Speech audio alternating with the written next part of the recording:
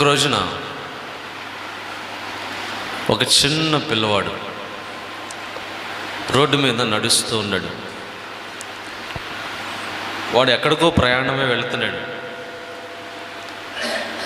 వాడు వెళుతూ వెళుతూ వెళుతూ ఉండగా ఎవరో ఒక వ్యక్తి అతని దగ్గరికి వచ్చి ఒక బెలూన్ ఇచ్చాడు. ఒక బెలూన్. ఈ బాబు ఏం చేస్తాడంటే ఆ బెలూన్తో బాగా ఎంజాయ్ చేస్తున్నాడు. దాన్ని అలాగే దాంట్లో గాలి అలాగే ఊదుతూ ఉన్నాడు. దాంట్లో గాలి నింపే కొద్దీ వాడికి చాలా సంతోషం, హుషారైపోతున్నాడు. అబ్బా, ఈ బెలూన్ భలే ఉంది, దీని రంగు భలే ఉంది, నేను ఎంత గాలి నింపితే అంత పెద్దదైపోతుంది అని అతను సంబరపడిపోతూ ఆశ్చర్యపోతూ సంతోషంగా అలాగే గాలి నింపుకుంటూ వెళ్తుండగా కొద్ది దూరం అలాగ ప్రయాణిస్తూ వెళ్ళాడు. అతను ఎక్కడికి వెళ్ళాలి, ఏ ఊరు వెళ్ళాలో ఆ ఊరు మర్చిపోయాడు. తన ఆలోచనలన్నీ కూడా ఆ బెలూన్ మీదకి వచ్చేసినాయి. అలా బెలూన్ ఊదుకుంటూ ఒక చోటుకి వెళ్ళాడు. అక్కడ ఒక మనిషి ఎదురయ్యాడు అతనికి. ఆ మనిషిని ఎదురగానే అతన్ని అలా గుద్దుకున్నాడు, ఆగిపోయాడు. అలా ఆగిపోయినటువంటి వ్యక్తి అప్పుడు స్పృహలోకి వచ్చాడు. అరే, ఈ బెలూన్ మోజులో పడిపోయి నేను వెళ్ళాల్సిన దారి తప్పిపోయాను కదా, నేను వేరే దారిలోకి వచ్చేసానే. అసలు ఇతనెవరు ఇంత ఎత్తు ఉన్నాడు, అతనికి తల మీద కిరీటం ఏంటి, మెడ మీద ఈ గద ఏంటి, భుజం పైన ఈ గద ఏంటి, ఆ ఒంటి నిండా బంగారం అలా ఉంది, ఎవరితను అని అనుకుంటున్నాడు. అలా అనుకుంటున్న కొద్ది క్షణాల్లోనే ఆ ఎదురుగా నిలబడిన వ్యక్తి తన భుజం మీద ఉన్న గద తీసుకుని ఆ బాబు యొక్క తల మీద కొట్టాడు. ఒకటే దెబ్బ. వాడి తల టప్మని పగిలిపోయి వాడి చెవుల్లో నుండి, ముక్కులో నుండి, నోట్లో నుండి రక్తం వచ్చి అక్కడికక్కడే కూలిపడిపోయాడు. హల్లెలూయా. అక్కడికక్కడే వాడు కూలబడిపోయాడు. ఏం జరిగిందో కూడా అర్థం కానిటువంటి క్షణాల్లోనే వాడు అక్కడికక్కడే చచ్చిపోయాడు. ఆలోచించండి ఒకసారి. సాతానుడు వేసేటువంటి వల ఎలా ఉంటుందో తెలుసా? వాడు రోజు వేకువజామున లేచి వాడు వలకి పూజ చేసి వాడు వల విసురుతాడంట. వాడు వలకి బలి అర్పణలు ఇచ్చినప్పుడు వలేస్తాడు. మనకి కొంత దూరం యేసయ్యని నమ్ముకున్న తర్వాత ఆత్మీయంగానే ప్రయాణం ప్రారంభమవుద్ది. ప్రయాణిస్తూ వెళ్తూ ఉండగా కొంత దూరం వెళ్ళిన తర్వాత సాతానుడు నీకు ఇష్టమైంది ఏదో ఇస్తాడు. నీ గురి, నీ గమ్యం ఏంటి? యేసుని ఆరాధించాలి, ప్రభువుని స్తుతించాలి, దేవునితో కూడా కలిసి బ్రతకాలి. ఈ ఆలోచన చాలా ఉన్నతమైంది. ఇంత గొప్ప ఉన్నతమైన ఆలోచనతో బయలుదేరిన నిన్ను అపవాది పాడు చేయడానికి ఏం చేస్తాడు తెలుసా? ఒక బెలూన్ ఇస్తాడు. అది డబ్బు కావచ్చు, బొగాసులు కావచ్చు, లేకపోతే ఏదైనా ఇరుకులు ఇబ్బందులు కావచ్చు. ఏదైనా కానీ నిన్ను దారి తప్పించాలనేదే వాడి ఉద్దేశం. అందుకే వెంటనే ఏం చేస్తాడు? వాడు ఏదో ఒకటి ఇస్తాడు. నీకు ఇష్టమైంది ఇస్తాడు. నువ్వు ఎక్కడికి ప్రయాణం వెళ్ళాలనుకున్నావో దాన్ని మర్చిపోయి నువ్వు ఆ మైకంలో పడిపోయి దారి తప్పి వెళ్ళిపోతావు. ఆఖరికి నీకు గ్రహింపు వచ్చే టయానికి నువ్వు కళ్ళు తెరుచుకుని అలా చూడగానే ఏం చేస్తానంటే వాడు నేను కొట్టి చంపేస్తా. నిన్ను ఆత్మీయతలో చంపేస్తాడు. ఇక నీకు అవకాశం లేదు, ఇక నువ్వు గెలవడానికి లేవడానికి. సంసోను జీవితంలో అదే జరిగింది. సంసోను జీవితంలో అదే జరిగింది. దేవుని కొరకు ఏర్పాటు చేయబడిన న్యాయాధిపతి, దేవుని మహిమ కలిగిన న్యాయాధిపతి, దేవుని శక్తితో నింపబడిన న్యాయాధిపతి శాంసన్ ఎంతో బలాన్ని పొందాడు. ఇశ్రాయేలీయులకు అండగా నిలబడ్డాడు. గొప్ప యోధుడు. కానీ ఆఖరికి తన జీవితం ఎలాగైపోయిందో తెలుసా? ఒక్కసారి నాకు బలం వస్తే చాలు ప్రభువా, ఒక్కసారి నా మనవాళ్ళకిచ్చువా, ఇక్కడున్న వాళ్ళందరినీ నేను చంపేస్తాను. యేసయ్య దగ్గర వరం అడిగాడు. అప్పుడు సుఖమే ఉంది, ఉపయోగమే ఉంది అతని జీవితంలో. సమస్తం కోల్పోయిన తర్వాత, గుడ్డివాడైపోయి కళ్ళు పెరికి వేసిన తర్వాత, బానిస అయిపోయిన తర్వాత, అపవాది బంధకాల్లో చిక్కుబడిన తర్వాత, ఇక మరణమే శరణం అనుకునే పరిస్థితి వచ్చిన తర్వాత ఎవడు కాపాడుతాడు? దేవుడు కూడా ఏం చేయలేనటువంటి పరిస్థితిలోకి వెళ్ళిపోయాడు. అతనికి దేవుడు బలం ఇచ్చినా కూడా అప్పుడు ఉపయోగం లేకుండా పోయింది. హల్లెలూయా. దెబ్బకి చచ్చిపోయాడు. 1000 మందిని ఒకే ఒక దెబ్బతో కొట్టినటువంటి సంసోన్ శత్రువుకు చిక్కి ఒకే ఒక్క దెబ్బతో చచ్చాడు. ఆలోచించండి ఒకసారి. దీనికి కారణం ఏంటో తెలుసా? సంసోన్ తన తల్లిదండ్రులతో మాట్లాడాడు. అమ్మా, నానా, నేను ఒక అమ్మాయిని ప్రేమిస్తున్నాను నాన్న. ఎవరు అమ్మాయి? నేను పలానా అమ్మాయిని ప్రేమిస్తున్నాను నాన్న. ఆ అమ్మాయి మన దేశం కాదురా, ఆ అమ్మాయి మన ఇజ్రాయేలీల దేశం కాదు, శత్రువు దేశం. అయినా సరే నాకు ఆ అమ్మాయి కావాలి. ఆ అమ్మాయి దేవుని బిడ్డ కాదు, నా మాట విను. కాదు, అయినా నాకు అమ్మాయి కావాలి. మన దేవుని బిడ్డలు ఎంతో పవిత్రంగా ఉంటారు, పరిశుద్ధంగా ఉంటారు, నా మాట విను. ఆమె ఒక వేశ్య, అయినా సరే నాకు ఆమె కావాలి. కోరుకున్నాడు. ఆమెను కోరుకున్న తర్వాత ఒడిలో తలపెట్టుకొని ఆమె అతని జీవితాన్ని సర్వనాశనం చేసేస్తుంది. హల్లెలూయా, హల్లెలూయా. నీ జీవితంలో కూడా ఆలోచించు. నీ సాంగత్యాన్ని బట్టే నీ గురి గమ్యం ఉంటుంది. నీ సాంగత్యాన్ని బట్టే నీ గురి గమ్యం ఉంటుంది.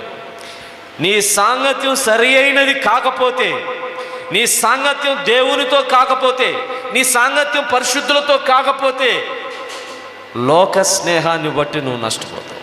యోహాను సువార్త 14వ అధ్యాయం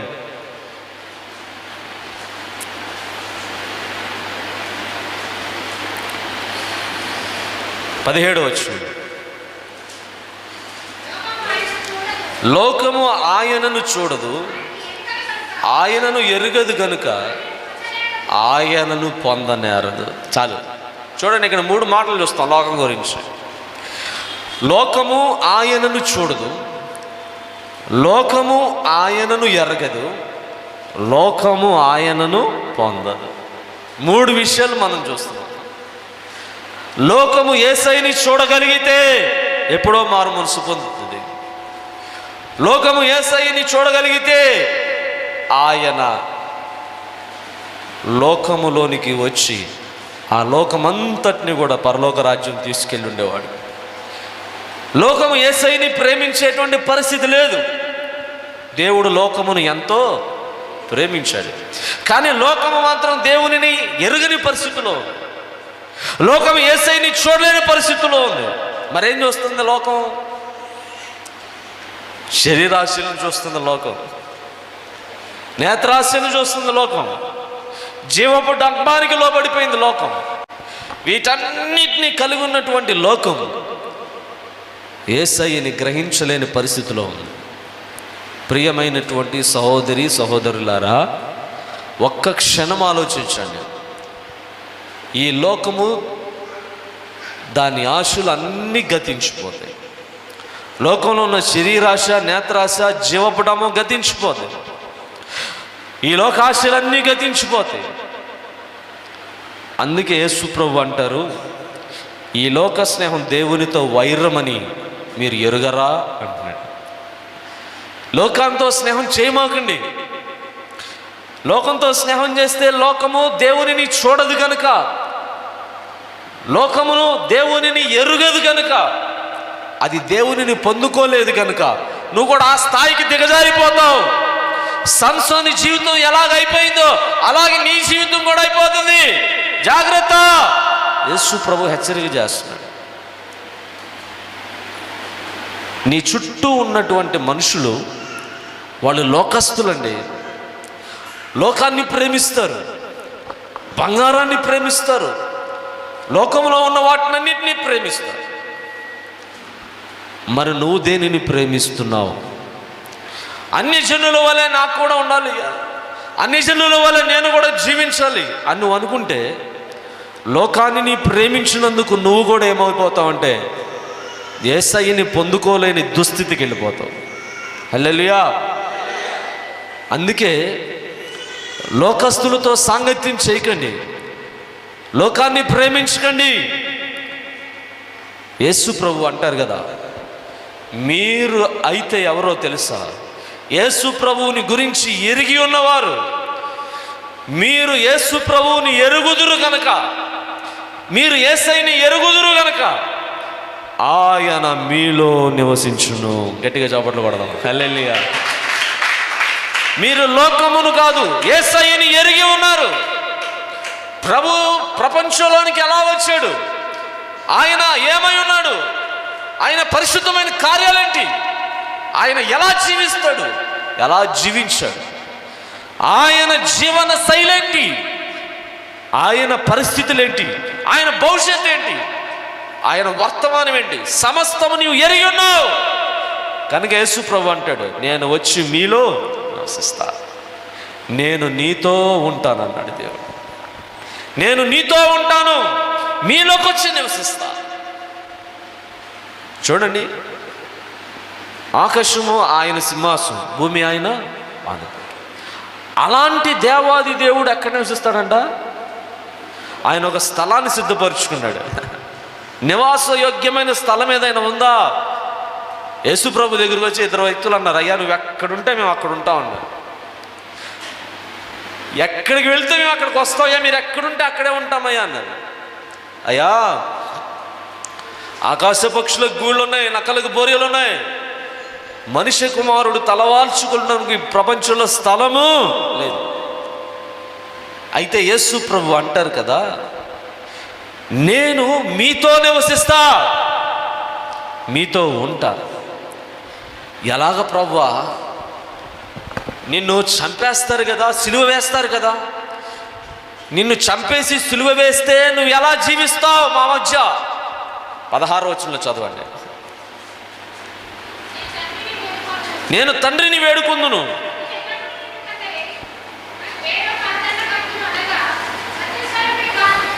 సత్యస్వరూపయగు ఆత్మను మీకు అనుగ్రహించును. హల్లెలూయా. ఎల్లప్పుడూ మీ మనస్సులో నివసించడానికి, మీతో ఉండడానికి యేసుక్రీస్తు ఏం చేయబోతున్నారో తెలుసా? ఆయన శరీరధారిగా వచ్చాడు కాబట్టి, శరీరధారిగా మరణించే ప్రతి వాడికి వెళ్ళాల్సిన రూట్ ఒకటి ఉంది. జాతరండి, ఈ శరీరంతో పుట్టిన ప్రతి వాడు వెళ్ళాల్సిన ఒక రూట్ ఉంది. నేను శరీరధారిగా వచ్చాను కాబట్టి నేను ఆ రూట్లో వెళ్తా. అయితే నేను వెళ్ళే రూట్లో మీరు కూడా రావాల్సి ఉంది. అందుకే నేను నా తండ్రిని వేడుకుంటా. తండ్రి ఏం చేస్తాడో తెలుసా? వేరొక ఆదరణకర్తను పంపిస్తాడు. హల్లెలూయా. నేను మీతో ఉన్నాను, మీ మధ్య నివసించాను, కానీ ఆయన ఎక్కడుంటాడు తెలుసా? మీ హృదయంలో నివసిస్తాడు. మీ హృదయంలో నివసిస్తాడు. నువ్వు ఎక్కడికి వెళితే అక్కడ నీ హృదయం ఉంటుంది కదా. కాబట్టి ఆత్మదేవుడు నువ్వు ఎక్కడికి వెళితే నీతో పాటు అక్కడికి వస్తాడు. పరిశుద్ధాత్ముడు నీతో నివసించినంత కాలం, పరిశుద్ధాత్ముడు నీతో నివసించినంత కాలం నీ జీవితంలో ఇక ఏ లోటు లేకుండా దేవుడు నీకు సమస్తము సమకూర్చి జరిగిస్తాడు. మీరు ఒక విషయం గమనించండి. పేతురు ఉన్నాడా? పేతురు యేసు ప్రభువుని వెంబడిస్తున్నాడు. కానీ పేతురుకి మనసులో ఒక డౌట్ ఏంటంటే, యేసు ప్రభువుని వదిలేసాం మనం, యేసు ప్రభువుని వెంబడిస్తున్నాం మనం. యేసు ప్రభు కోసం వలలు వదిలేసాం, యేసు ప్రభు కోసం పడవలు వదిలేసాం, యేసు ప్రభు కోసం మన ఉద్యోగాలు వ్యాపారాలే వదిలేసాం. మనకేంటండి లాభం? ఈ మనసు పదే పదే పీడిస్తుంది. ఎవరిని? పేతురుని. పదే పదే వేధిస్తూ ఉంది యేసు ప్రభు పేతురుని. అదే మనసుతో యేసయ్యను వెంబడిస్తున్నాడు. కానీ యేసులో ఏదో మహిమ ఉంది. యేసయ్య చెప్పే మాటలన్నీ సత్యమైనవి. యేసయ్య చెప్పే మాటలు ప్రపంచంలో ఎవడూ చెప్పలేడు. ఇదే ఉద్దేశంతో ఉంటున్నాడు. రెండు తలంపులు ఉన్నాయి. ఒకటి, యేసయ్యని నమ్మి ఆరాధిస్తే ఏంటి ఉపయోగం? ఒకటి, యేసయ్యని ఆరాధిస్తే పరలోక రాజ్యం వస్తుంది. ఒకటి, నమ్మకం. ఈ రెండింటి మధ్య ఉన్నాడు. యేసయ్య చెప్తారు, అయ్యా నేను ఇంకా మరణించేటువంటి సమయం వచ్చింది, మనిషి కుమారుడు సిలువకు అప్పగించబడే సమయం వచ్చింది, ఇక అయిపోయింది, సమయం అయిపోయింది, ఇక చచ్చిపోతాడు, మూడో దినం తిరిగి లేస్తాడు అని అనగానే పేతురు అంటాడు, అయ్యా ఎవరిని జోలికి వచ్చినా ఉపేక్షించేది లేదు ప్రభువా, నేనున్నా, నీకోసం నేను ప్రాణం పెట్టేస్తా, నీకు ఎదురుగా నేను కవచంలాగా నిలబడతా. ఎవడైనా చంపాలి నిన్ను అనుకుంటే నన్ను చంపిన తర్వాతే నిన్ను చంపాలి. అలాంటి మనసు నేను కలిగి ఉన్నా ప్రస్తుతం, నిన్నెవడేం చేయలేడు ప్రభు అంటాడు. యేసు ప్రభు పేతురు గురించి అంటాడు, ఈరోజు తెల్లవారేటప్పటికే కోడి కూత కూసే లోపే నువ్వు 3 సార్లు నేను ఎవరినో ఎరగనని అబద్ధం ఆడుతావు అన్నాడు. చూసారా పేతురు ఏమనుకుంటున్నాడు? అసలు యేసు ప్రభు కోసం నేను నా ప్రాణాలను ఇచ్చేస్తానండి, యేసు ప్రభు కొరకే నేను బ్రతుకుతున్నా, యేసు ప్రభుకి నేను ప్రథమ శిష్యుడు అని అనుకుంటున్నాడు, ఫీల్ అవుతున్నాడు. కానీ మనసులో లేదు. అలా అనుకొని ఫీల్ అవుతున్నాడు, కానీ అతని మనసులో ఏమాత్రం కొంచెం కూడా ఆలోచన లేదు. మరణం ఎప్పుడైతే దగ్గరకు వచ్చిందో అప్పుడు అర్థమైంది పేతురికి నాలో ఉన్నది ఏం కాదు. చెప్పండి, పేతురికి అప్పుడు అర్థమైంది నాలో ఉన్నది భక్తి కాదు. అప్పుడు దాకా యేసయ్యతోనే ఉన్నాడు, యేసయ్య చేసే అద్భుతాలు చూస్తున్నాడు, యేసయ్య శిష్యుడిగానే ఉన్నాడు, యేసయ్యతో ఆయన మరి శరీరాన్ని రక్తాన్ని త్రాగాడు, పస్కా పూజించాడు. కానీ యేసు ప్రభువుతో ఉన్నటువంటి ఈ వ్యక్తి యేసు నాతో ఉన్నాడని అనుకుంటున్నాడు, కానీ యేసు ప్రభు ఎవరో నాకు తెలియదని ముమ్మరాబొద్దుమన్నాడు. దీనికి కారణం ఏంటంటే అప్పుడు మరణ భయం వచ్చేసింది. మరణ భయం వస్తే కానీ నువ్వు చేస్తావా, యేసు ప్రభు దేవుడు కాదని ఒప్పుకుంటావా అని అంటే, యేసు ప్రభు దేవుడు కాదులేయా అని చెప్పేసి అని అంటాం. కానీ నేను మాత్రం సావను, అసలు యేసు ప్రభు ఎవరు నాకు తెలియదు అని అంటాడు. అసలు యేసు ప్రభు ఎవరు నాకేం తెలుసు, ఆయన ఎవరో నాకేం తెలుసు, నువ్వు ఆ మనుషునితో కూడా ఉన్నవాడు కదా, ఆయన ఎవరో నాకు తెలియదు, 3 సార్లు అబద్ధమాడు. కానీ ఎప్పుడైతే పరిశుద్ధాత్మ వచ్చిందో, దేవుని శక్తి ఆయనలో నింపబడిందో, పరిశుద్ధాత్మ రాగానే ఆయన అభిషేకించగానే ఇప్పుడు ఈ పరిశుద్ధాత్మ పూర్ణుడైనటువంటి పేతురు చావుకు తెగించేసేసాడు. హల్లెలూయా. మరణానికి భయపడలేదు, లేచి నిలబడ్డాడు. దేవుని యొక్క వాక్యాన్ని బోధించు ఉండగానే 3000 మంది రక్షణ పొందారు. ఇది ఎలా సాధ్యం? పరిశుద్ధాత్మ పూర్ణుడగుట వలన. పరిశుద్ధాత్మ తన మీదకి రాగా, పరిశుద్ధాత్మ శక్తి చేత నింపబడగా, సత్య స్వరూపైనటువంటి ఆత్మ అతనిని ఆవరించగా, ఇప్పుడు అతను ఎంత ధైర్యవంతుడయ్యాడంటే దేవుని కోసం ప్రాణం పెట్టగలిగిన వాడైపోయాడు. చూడండి, నీ జీవితంలో కూడా అంతే.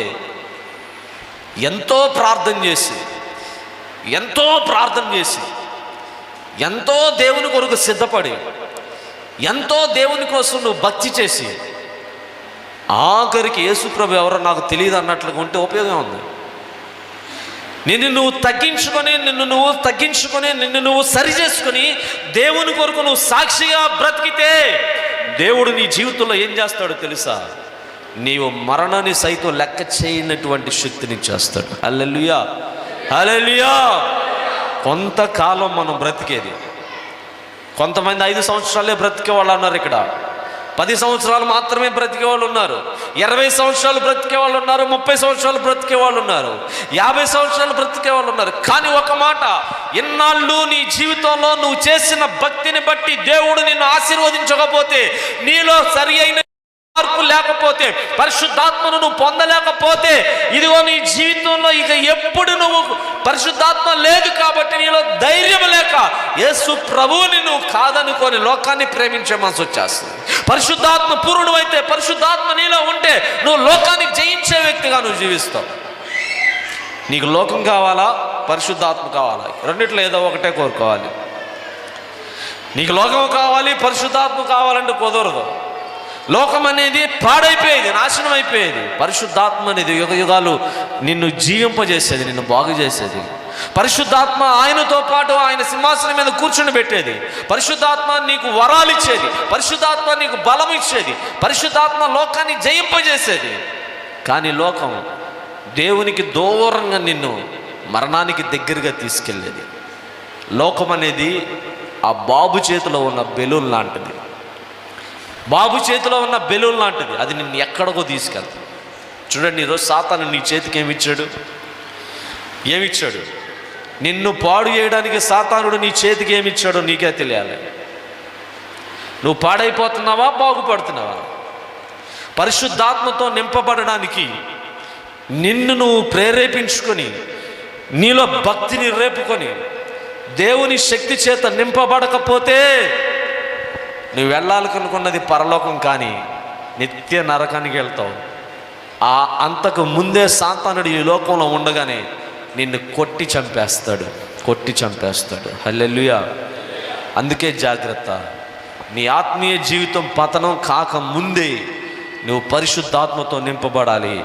ఎంతగా నింపబడాలి అనంటే, నీకు ఎదురుగా వచ్చిన మరణాన్ని నీవు పాదాల కిందేసి తొక్కగలిగినంత. హల్లెలూయా. దేవుడు అన్నాడు, నువ్వు నాగుపాములను, భుజంగములను, కొదమసీమములను అణగద్రొక్కుతావు అన్నాడు. అంతే దేవుడు. ఎంత అద్భుతమైన వాగ్దానం ఎవడు చేయగలడు ప్రపంచంలో? నేను నీకు తోడుగా ఉన్నా, సమాధానకర్త అయిన దేవుడు నేను. సాతాను నీ శీఘ్రంగా కాలు క్రింద చెతకదొక్కిచ్చేస్తా.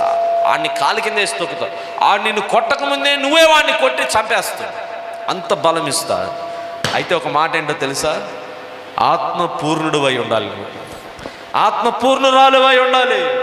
నీ మనసుకు నచ్చినట్లుగా జీవిస్తూ నీకు పరలోకం కావాలంటే రాదు. మరి గతించినటువంటి దినాల్లో చాలా అనారోగ్యంతో తన మిసెస్ బాధపడుతూ ఉన్నప్పుడు మరి నాకు ఫోన్ చేశారు. ఫోన్ చేసినప్పుడు వెళ్ళి ప్రార్థన చేయడం జరిగింది. ప్రార్థన చేసిన తర్వాత దేవుడు మరి ఆ బిడ్డకి సంపూర్ణమైన ఆరోగ్యం ఇచ్చాడు. తర్వాత రవిచంద్ర కూడా దేవుడు ఏం జరిగింది అన్నప్పుడు కిడ్నీకి పైలోప్లాస్టీ కిడ్నీకి సర్జరీ జరిగింది. 2.5 hours చేశారు. కష్టం. తర్వాత మళ్ళీ బయటకు వచ్చాను. చాలా స్ట్రగుల్. మరి అట్లాగా మరి మన రవిచంద్ర కూడా అటువంటి భయంకరమైనటువంటి పరిస్థితి వచ్చింది. అప్పుడు కూడా దేవుడు ప్రార్థన చేసిన తర్వాత దేవుడు గాయాన్ని మాన్పి అద్భుతం చేశాడు. మరి దేవుడు చేస్తున్న మేలును బట్టి ఒకసారి యేసయ్యకి స్తోత్రం చెల్లిద్దాం. హల్లెలూయా, హల్లెలూయా.